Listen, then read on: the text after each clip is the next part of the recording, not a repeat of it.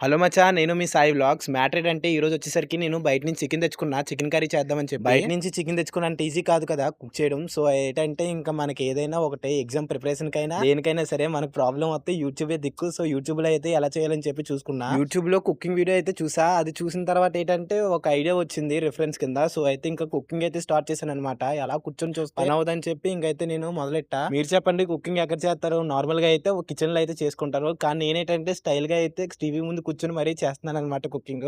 అలా ఉంటాయనమాట మన స్కిల్స్ అన్నీ. అయినా పడుకొని చేత్తే ఏటి, టీవీ చూత్తూ చేత్తే ఏటి, ఎలాగైనా టేస్ట్ కదా కావాలి. సో, టేస్ట్ వత్తది.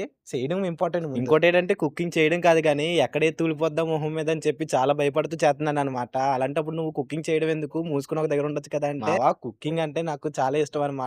సో, దానివల్ల అయితే నేను చేస్తున్నాను. మనకి భయమేత్తందని చెప్పి చేసే పని ఇష్టమైన పనులు అయితే చేయడం మానేయం కదా! ఏదో ఒక విధంగా ధైర్యం తెచ్చుకొని చేత్తన్నాం. అలాగే నేను కూడా చేస్తున్నాననమాట. లాస్ట్‌లో ఏటంటే మొత్తం అన్ని స్టవ్ మీద ఎట్టేసి ఇంకా ఒక ట్రిక్ అయితే వాడాను మావ. అది కూడా మీకేటో చెప్తాను వినండి బాగా. అదేంటంటే ఆల్ ఇన్ వన్ మిక్స్ కొట్టు. దీనికి అర్థం ఏంటంటే ఇంట్లో ఉన్న మసాలా పౌడర్స్ అన్నీ అయితే కలిపేసేసేసి మిక్స్ చేశాననమాట. ఇంక చూడాలి కర్రీ ఎలా వత్తదో. టేస్ట్ అయితే నార్మల్‌గా అయితే నేను చాలా సార్లు చేసినప్పుడైతే బానే వచ్చింది. ఈరోజు ఎలా వత్తదో సైడ్ ఎఫెక్ట్స్ అయ్యి ఏం లేకపోతే పర్లేదు మావ. బానే ఉంటది మొత్తం అంతా. ఏమైనా ఉంటేనే ఇబ్బందనమాట. దగ్గరలో అయితే ప్రైవేట్ హాస్పిటల్స్ ఉన్నాయి. బండది ఎక్కేత్తే ఈజీగా ఒక 2-3 మినిట్స్‌లో ఎళ్ళిపోవచ్చు. ఆ దాంట్లో ప్రాబ్లమ్ లేదు. లాస్ట్‌కి ఇంట్లో ఉన్న అన్ని మసాలా పౌడర్స్ అయితే వేసేసాను. సో, ఒకటైతే ఎయడం మర్చిపోయా మావ. సాల్ట్ ఎయడం మర్చిపోయా.